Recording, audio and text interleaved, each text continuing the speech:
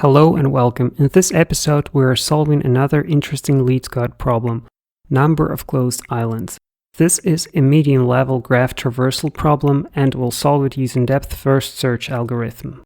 This problem is very similar to the one we have solved before, the max area of island. You can check it out. So we are given two-dimensional grid where 0 represents land and 1 represents water. Our goal is to count the number of closed islands. What exactly is a closed island?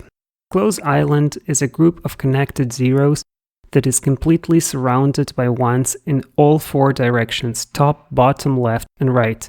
If a group of zeros touches the boundary of the grid, it is not closed. If we draw borders around all islands on the map, we can see that the islands in the top right and bottom right are not closed because they touch the boundary. The large island in the middle is closed because it never touches the boundary and is entirely surrounded by water. There is also a single isolated land cell completely surrounded by water, which counts as a separate closed island. With these observations, we can define our algorithm. Whenever we find an island, we explore it and assume it is closed unless we discover a part of it touching the edge of the grid. To implement this, we visit every cell in the grid, store coordinates of visited land cells in a hash set to avoid revisiting them. Use DFS to explore each land cell in all four directions, up, down, left, and right, until we reach either water or edge of the grid. If we never reach the boundary, it means that the island is closed.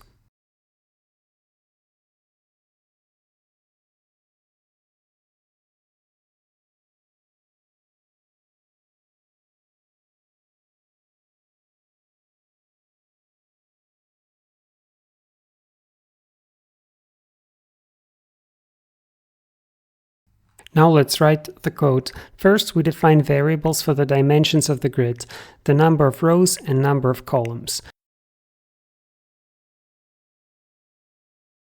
Then we create a hash set to store visited cells. Next, we'll loop through each cell in the grid.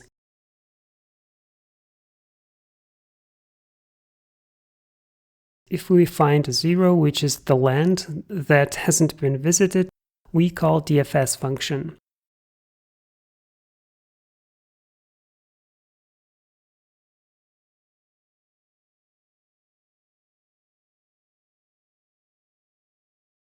If DFS returns true, it means we found a closed island, so we increment our counter, which we will return at the end.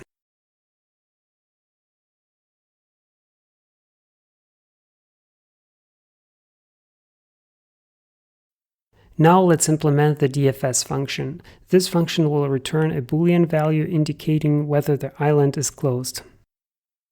First, we check if the cell has already been visited. If so, we return true. This function returns false only if our search reaches the edge of the grid. So if we go out of bounds, we immediately return false.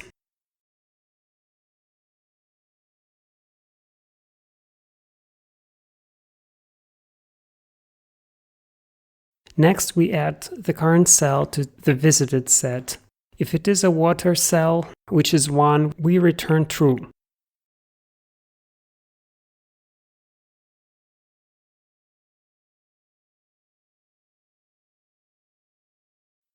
Then we check all adjacent cells in the four directions, up, down, left, and right, and run DFS on them. Initially, we assume the island is closed. However, if DFS from any direction returns false, we mark the entire island as not closed.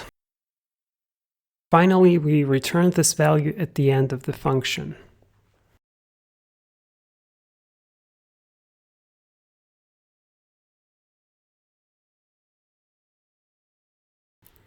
The time complexity of this approach is O(m) times n, because we visit every cell in the grid.